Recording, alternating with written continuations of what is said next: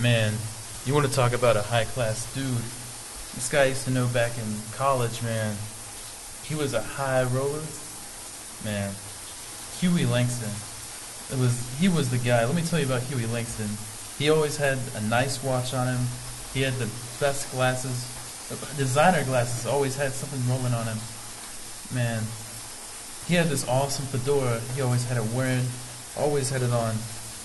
And you would just walk with him, and all the girls were trying to come talk to him, man. It was like a magnet. Honestly, I don't think he could help it. He was just naturally good looking. I mean, we'd go walking together, and all these girls trying to talk to us and stuff. But, I think it had to do something with just his outlook. He had this walk about him, like he knew he was going somewhere, like he was walking, like a man that walked with a measure of importance to him. When we'd be going out somewhere, it's just like somebody could spot him in the crowd and it'd be a conversation. And especially if it was a girl, man, he could pull some conversations I wouldn't even think to have with women.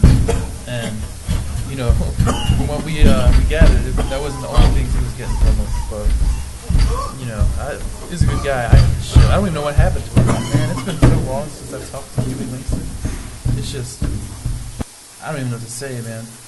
But man, this just got my memories going. Trying to think back to the first time we really started hanging out. We were out with I was actually walking down the street when I met him, and he was walking to the Chicago pub. Yeah, he was walking to the Chicago pub. That's the place. After that's where it was happening, and we would find ourselves just encountering all sorts of women. And man, this one girl, she had this smile. Man, you could just see it in her eyes. She just had the prettiest eyes. And of course, I didn't have the guts to go up and talk to her, but Huey just rolled up on there and started talking. Before you know it, getting some numbers, showing this girl how to play an instrument. Like, it was something to do. But that was just his personality.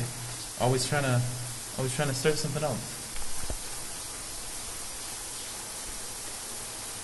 Man, it's just like, every time I think back to him, I think back to that red jacket. You see him always in that red jacket. Always rolling up.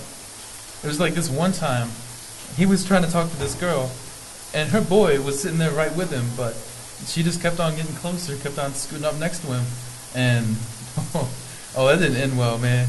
He just told him to fuck off, basically, and that was the end of that. But if I do recall, he actually did get her number later.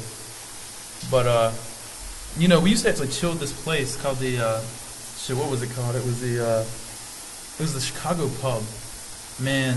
And there'd be some mad women in there at all times. You just roll up in there, and he's just pulling them left and right, like hell. The saddest part was, hell, I never talked to any of these girls. I just kind of was like a third wheel, but it didn't seem to affect him and his pursuit. I mean, he'd just roll up at another table, and he'd be like, "Hey, shorty, what's your name?" And that'd be the end of it.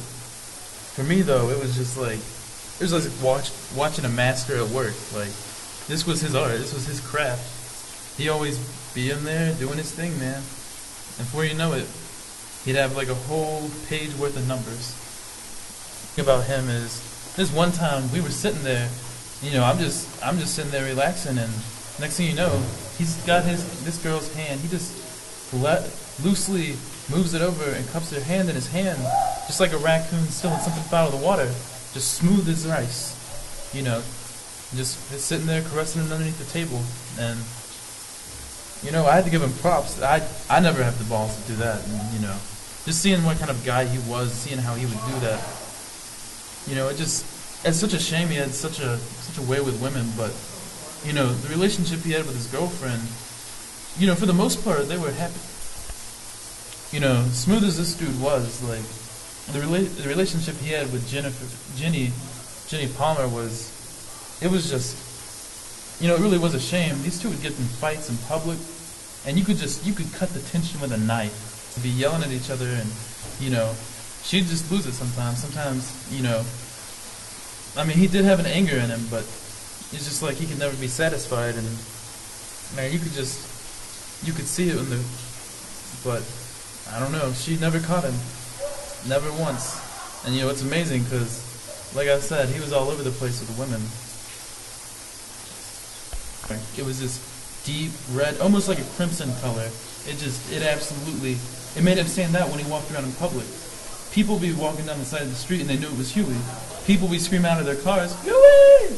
You know, they'd just be like, they could spot him right on this part. It was like a trademark. That and he had this diamond earring.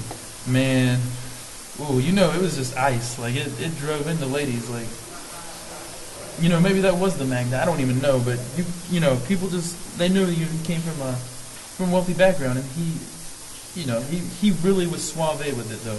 He didn't flaunt himself, but, you know, he looked fly at all times. So it was nice to see him walking around and to be with him, because I kind of got some of the rollover effect. You know, I felt better about myself just by being around him.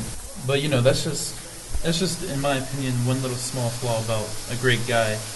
You know, this is the guy that, he picked me up when I was in a bad spot. Like, you know, I first came to college, I was going through some issues with, you know, having issues with my dad, and he just helped me realize, you know, there's more to life than worrying about the small things. And we hit it off, man. Like, every weekend we'd be at each other's house, you know, just chilling.